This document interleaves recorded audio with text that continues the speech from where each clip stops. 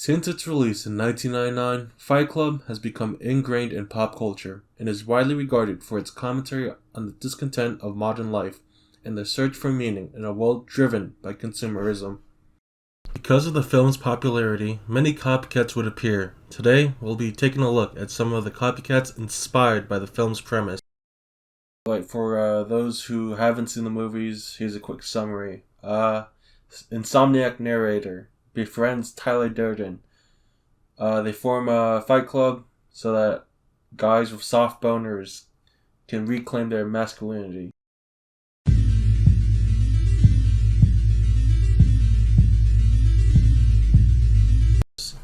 So you may have heard of fight clubs being formed in real life. These are typically formed by adults, such as Fight Club San Francisco or Fight Club Thailand. But there has been a handful of times where kids have participated in such activities. For example, Montyville High School. Come with me as we look at the minds of the future. You thought I was doing you? You guys want to hear Sicko Mode or Mo Bamba? Oh shit, they're retarded. Meet Ryan Fish. He's a substitute teacher, and he's here for one reason. Was it to teach? Nope. He was here for validation, to become the cool teacher. Women loved him, and men wanted to be him. Alright, so the story goes like this. Ryan Fish is assigned a class of students. Because of his young age, he struggles to draw the line between student and teacher. Seeking validation, he would allow students to essentially get away with anything. This included some unteacher-like behavior. My name is Christian Chandler. I am here, and y'all are there. Such as bonding over drugs, sharing his Snapchat. How do you do, fellow kids? What? Leaving explicit drawings on his whiteboard. And the Fight Club.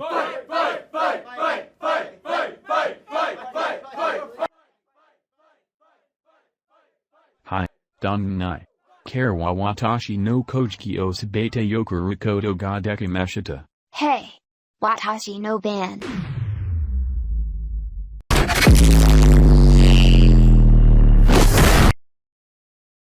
You could say that the only thing this guy was teaching how to throw hands. So how did this all get revealed? Someone broke rules 1 and 2. Videos would surface showing 2 students slapping each other full force, and another video showing Fish moved a trash can out of the way so the fight would last longer. The fight only ending after one of the participants threw up and was holding his head. It wasn't until October that the teacher was finally fired. But the story doesn't end there. After he was fired, the school didn't even bother reporting the incident to authorities. They just dusted their hands off of the crime. It wasn't until December, 2 months later, that police would get involved after a social worker reported that a 15-year-old student was traumatized after being robbed and beaten by his classmate. Police would collect at least 8 videos of the fight over the course of their investigation, with students as young as 14 participating. Hey, watashi no ban.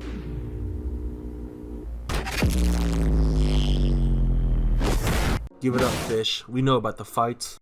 I don't know what you're talking about. Kids will be kids. I'm innocent. That was an obvious lie. Police had already seen the videos, and they said otherwise. Playing hard to get, huh? Guess it's time to pull out the classic routine.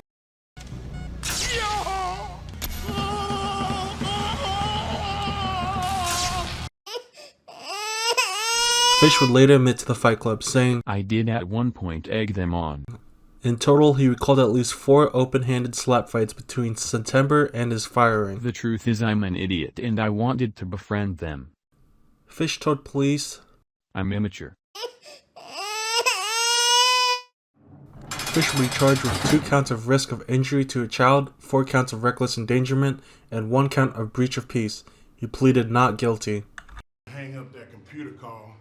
Come over here and kiss me on my hot mouth. I'm feeling romantical. In addition to his arrest, another 3 arrests were made. The school principal, Jeffrey Theodos, assistant principal, Tatiana Pattons, and superintendent Brian Levisk, for not telling authorities about the Fight Club. Ultimately, the judge granted Ryan Fish an accelerated pretrial rehabilitation that, if he completed, would have the charges dismissed. This was because of his young age. Charges against Principal Jeffrey Theodos and Superintendent Brian Levisk were also dropped, and Assistant Principal Tatiana was granted accelerated rehabilitation, though the principal and superintendent retired soon after. Interestingly enough, this isn't the first time a school's been caught with a Fight Club. And that's why evolution isn't real. I wonder who could be at the door. I'd like to join your Fight Club.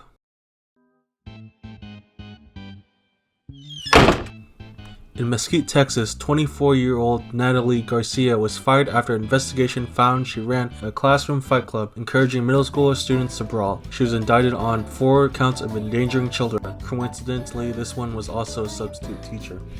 In another case, a video surfaced of 2 employees at Adventure Learning Center, Tina Daly and Michaela Guilford, encouraged toddlers to brawl with each other in a fight club.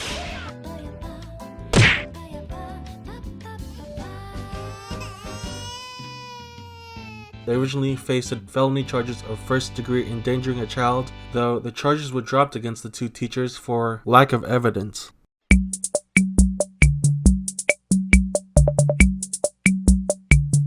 For those who don't know what Project Mayhem is, that's the part of the movie where Tyler and his group set off bombs to destroy and overthrow society, as once civilization is destroyed, people will be free to control their own destinies. Inspired by Project Mayhem, the group known as EL8 would also launch their own attack, known as Project Mayhem, spelt like this, not like this.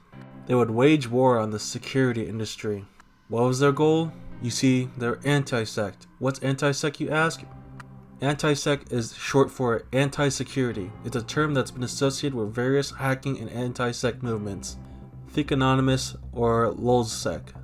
Their campaign was designed to cause worldwide physical destruction to the security industry infrastructure, to eliminate all public outlets of security news and exploits. Following their attacks on prominent security experts such as Ryan Russell of SecurityFocus.com, hackers from all over the internet started to distance themselves from the group. So where are they today?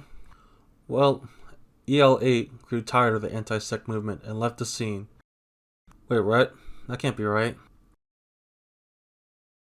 Much of Project Mayhem's modus operandi appears borrowed from Hollywood. They are referencing it constantly. They're like a copycat of the movie, only moved to a hacker scene. Indeed, some of Project Mayhem's recent victims appear to be honoring a recurring line in Fight Club. The first rule of Fight Club is you do not ask questions. Oh, so they're just losers. Here's one you may have not heard about. It's May 25th, 2009, Memorial Day, and there's been a explosion. Who could have done such a thing? The horror. Oh, the horror. The resulting explosions led to 25 apartments being evacuated, shattering 2 windows and a hole in a bench.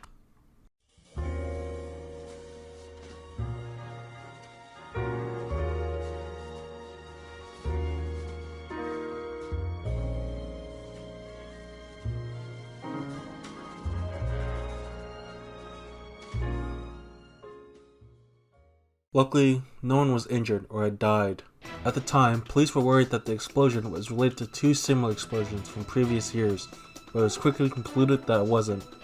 After some time, police was able to determine the criminal's identity. 17-year-old Kyle Shaw. They were able to figure it out because he had been breaking rules 1 and 2 of Fight Club. You do not talk about Fight Club. Before the attack, Shaw had told a friend to watch the news over Memorial Day because he was planning to launch Project Mayhem.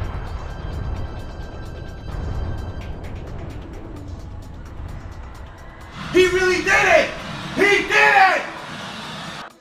The bomb was crude and improvised, but powerful enough to have caused serious injury or death. It was made out of electrical tape, plastic bottles, metal caps, and firework powder, with a hand-lit fuse as a detonator. Shaw then allegedly placed that makeshift bomb under a bench outside a Starbucks.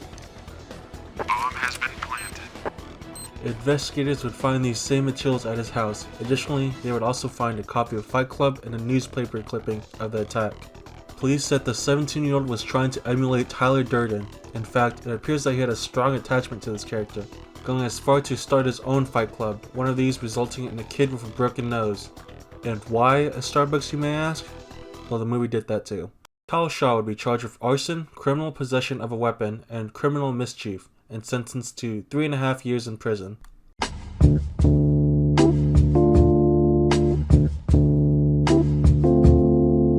Alright, I'm not really sure on how to end this video, so I'm just going to talk about fight clubs I've witnessed. Personally, I've never been in a fight, or at least ones that don't involve my siblings. Obviously, these weren't as organized as the ones in the movies.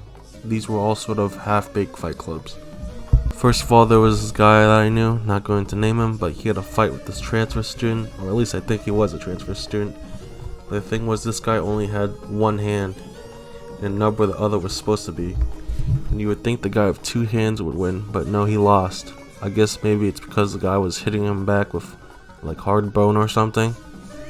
And the second fight club I've seen was at my workplace. I worked fast food for around 4 years, from when I was in high school up to when I was in college. And over that time, we had like a rotation of high schoolers applying. And at some point, we just had mainly teenagers running the place. And these teenagers just started a fight club, so you could just go to the drive-thru and see like 5 high schoolers either cheering and recording or fighting. They had an Instagram where they would dump these recordings, but I think the manager made them delete the page.